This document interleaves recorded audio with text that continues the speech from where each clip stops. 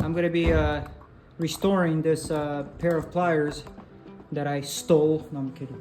That I found at a job site. So what I'm gonna try to use is vinegar and citric acid for about 20 minutes. So I'm gonna be doing a time-lapse video to see it